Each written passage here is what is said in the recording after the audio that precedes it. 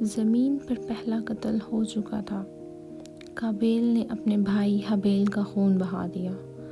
حضرت آدم علیہ السلام پر کیا گزری ہوگی؟ کیا وہ صبر کر پائیں گے؟ یہ وہ لمحہ تھا جب انسانیت نے پہلا شدید دکھ محسوس کیا۔ حضرت آدم علیہ السلام اور حضرت حوا علیہ السلام کو یہ خبر ملی۔ ان کے دل پر ایک بھاری بوجھ آن پڑا۔ ان کی آنکھوں میں آنسو تھے اور زمین پر بہا پہلا خون ہر چیز کو بھاری کر رہا تھا۔ حضرت حوا علیہ السلام اور حضرت آدم علیہ السلام کے دل میں درد اور رنج کی ایک لہر دوڑ گئی، اور حضرت آدم علیہ السلام نے خاموشی سے اللہ کے حضور اپنے گہرے دکھ کا اظہار کیا۔ یہ پہلا لمحہ تھا جب انسانیت نے اپنی طاقت، احساس اور جذبات کا سامنا کیا۔ حضرت آدم علیہ السلام نے اپنے دکھ کے باوجود اللہ تعالیٰ کی طرف رجوع کیا۔ انہوں نے دل سے کہا، اے اللہ، ہمیں ہدایت دے، ہمیں صبر فرما اور ہماری نسل کو محفوظ رکھ۔ یہ پہلا سبق تھا کہ دکھ میں بھی اللہ کی طرف رجوع کرنا چاہیے، دکھ میں بھی اللہ کی طرف رجوع کرنا ضروری ہے۔ ان کے دل میں صبر اور امید کی روشنی تھی، اور دعا کی تاثیر ہر لمحہ بڑھ رہی تھی۔ یہ کہانی ہمیں یہ بھی سکھاتی ہے کہ انسان کے دل میں غم اور امید ایک ساتھ بھی ہو سکتے ہیں، اور صبر سے ہی اللہ کی رحمت کا دروازہ کھلتا ہے۔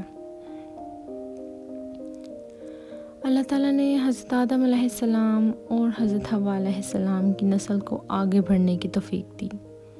انہیں شیس علیہ السلام عطا ہوئے تاکہ انسانیت کی رہنمائی جاری رہے۔ یہ پہلا سبق تھا کہ آزمائش اور دکھ میں صبر اور ایمان ہی انسانیت کو مضبوط رکھتے ہیں۔ زمین پر زندگی جاری رہی، اور ہر نیا دن انسانیت کے لیے سبق، تجربہ اور امید لے کر آیا۔ یہ وہ وقت تھا جب پہلی نسل نے سمجھا کہ انسانیت کا سفر کبھی آسان نہیں، لیکن اللہ کی رہنمائی ہمیشہ موجود ہے۔ یہ قصہ ہمیں سکھاتا ہے کہ ہر دکھ کے بعد اللہ کی رحمت موجود ہے۔ ہر آزمائش انسان کے ایمان کو مضبوط کرتی ہے۔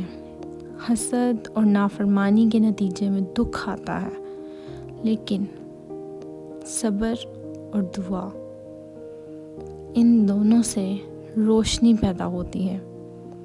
حضرت آدم علیہ السلام نے دکھ کے باوجود امید اور اعتماد نہیں چھوڑا، اور یہی سبق آج بھی ہمیں یاد رکھنا چاہیے کہ صبر اور ایمان سب سے بڑی طاقت ہے۔ اگلے حصے میں ہم دیکھیں گے کہ حضرت شیس علیہ السلام نے انسانیت کی رہنمائی میں کیا کردار ادا کیا۔ یہ کہانی ہمیں سکھاتی ہے کہ ہر مشکل کے بعد اللہ کی رہنمائی موجود ہے۔